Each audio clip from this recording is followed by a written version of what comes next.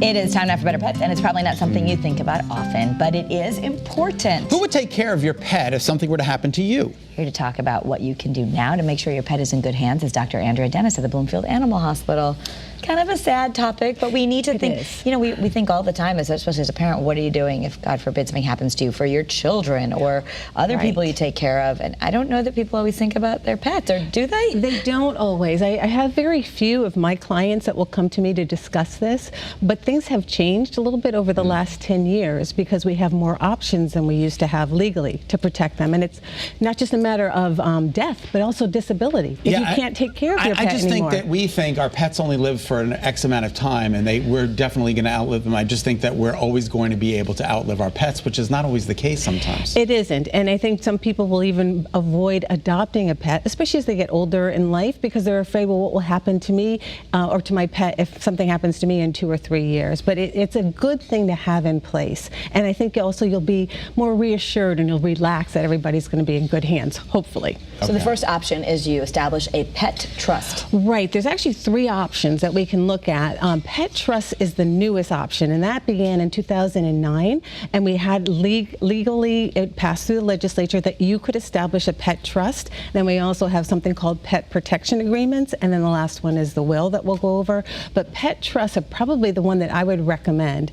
The issue is, or one of the issues is that it does require a lawyer. And with a lawyer, you know, that means there's a cost to it, and it can run up to $1,000 or so.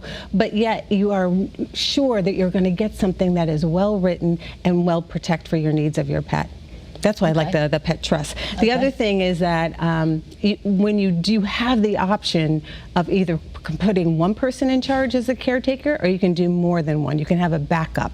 You can designate how much money specifically you want for that pet to have, or 2 pets or 3 pets. And again, if there's anything that's left over after your pets have passed on, then you can go ahead and designate how you want that money donated. So it's really a good way of going with the pet trust. I know that there are some people who leave their animals to sanctuaries. Yeah, what do you think I'm not about a fan that? of that. Tell me why. You know, I just think that unless you really have no one else that you can trust, I think when you have an individual that in your heart, you know, is going to do the right thing for your pet, that's the best way to go. If there's no other options, if you don't know anyone else, then I guess you can. That's a way of going. But you should seek out something that you really know. Yes, and I think again, there are so many people that love their pets, and I've been designated at least 5 times in individuals' wills, and you know, I think there is a matter of trust, but again, sometimes when they go to the shelter, you just don't know what's really going to happen. And I know the shelter's trying to do the right thing, but there's even issues that come up in the media that you're like, oh, that's not really the way we want it handled. Okay. The next option is a pet protection agreement. It's a little bit more DIY. Yes, it is, and it's called PPAs, and you can look online. There's specific forms of who you're going to put in charge of your pet, who's going to be the guardian of your pet, how much money you want them to spend. You can even put things like the special food that they eat. You know, how many animals that we know or pets that we know have a special diet. So those are, but you can do it yourself and you can do it online. So it's very economical. I would say if you have like heirs, say you do have a lot of money and you have heirs that are going to fight how much money you're leaving to your pets, then I would go back to the pet trust. Yeah, because they're a little bit more legal. Yeah, and even maybe the will. But the thing about a will, and I've been involved with wills before, is that until the will, this is the third one we're talking about, until it goes through probate, your pets are like sort of in limbo. Yeah, what happens? Well, when I've been involved, I've always taken the pets, because usually it's a matter of they've designated a certain amount of money. They come to my animal hospital. We find homes for them, but I do it right away. I don't wait till it goes through probate.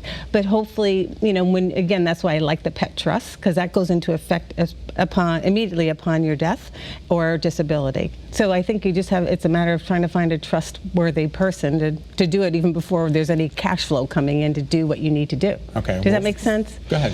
Well, I'm just saying, you promised me.